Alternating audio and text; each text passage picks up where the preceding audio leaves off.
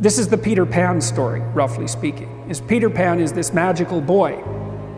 Pan is the god of everything, roughly speaking, right? And so it's not an accident that he has the name Pan. And he's the boy that won't grow up. And he's magical. Well, that's because children are magical. They can be anything. They're nothing but potential. And Peter Pan doesn't want to give that up. Why? Well, he's got some adults around him, but the main adult is Captain Hook. Well, who the hell wants to grow up to be Captain Hook? First of all, you've got a hook. Second, you're a tyrant. And third, you're chased by the dragon of chaos with a clock in its stomach, right? The crocodile. It's already got a piece of you. Well, that's what happens when you get older. Time has already got a piece of you. And eventually, it's got a taste for you. And eventually, it's going to eat you. And so Hook is so traumatized by that he can't help but be a tyrant. And then Peter Pan looks at traumatized Hook and says, well, no, I'm not sacrificing my childhood for that. So that's fine, except he ends up king of the Lost Boys. In Neverland, well, Neverland doesn't exist, and who the hell wants to be king of the Lost Boys? And he also sacrifices the possibility that he'll have a real relationship with a woman, because that's Wendy, right? And she's kind of conservative, middle-class, London-dwelling girl. She wants to grow up and have kids and have a life. She accepts her mortality, she accepts her maturity. Peter Pan has to content himself with Tinkerbell. She doesn't even exist. She's like the fairy of porn. She doesn't exist. She's the substitute for the real thing.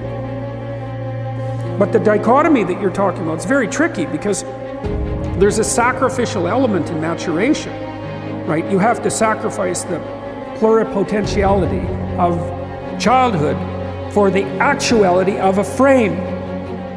And the question is, well, why would you do that? Well, one reason is, it happens to you whether you do it or not. You can either choose your damn limitation, or you can let it take you unaware when you're 30, or even worse, when you're 40. And then that is not a happy day. I see people like this, and I think it's more and more common in our culture, because people can put off maturity without suffering an immediate penalty. But all that happens is the penalty accrues, and then when it finally hits, it just wallops you. Because when you're 25, you could be an idiot.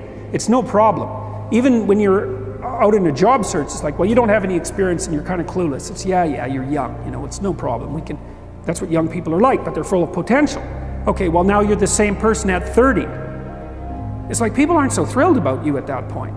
It's like, what the hell have you been doing for the last 10 years? Well, I'm just as clueless as I was when I was 22. It's, yeah, but you're not 22. You're an old infant, right? And that's an ugly thing, an old infant. So, part of the reason you choose your damn sacrifice, because the sacrifice is inevitable, but at least you get to choose it. And then there's something that's even more complex than that, in some sense, is that the problem with being a child is that all you are is potential, and it's really low resolution. You could be anything, but you're not anything. So then you go and you adopt an apprenticeship, roughly speaking, and then you become something. And when you're something, that makes the world open up to you again. You know, like if you're a really good plumber, then you end up being far more than a plumber, right? You end up being a good employer. You know, if you're a really good plumber, well, then you have some employees, you run a business, you train some other people, you enlarge their lives, you're kind of a pillar of the community, you have your family. Once you pass through that narrow training period, which narrows you and constricts you and develops you at the same time, then you can come out the other end with a bunch of new possibility at hand. And Jung talked about that. He thought that part of the proper path of development in the last half of life was to rediscover the child that you left behind as you were apprenticing. And so then you get to be something and regain that potential at the same time. Very, very smart. Well, he was very, very smart. So that's a very wise thing to know. So, yeah. Sacrifice. You get to pick your damn sacrifice.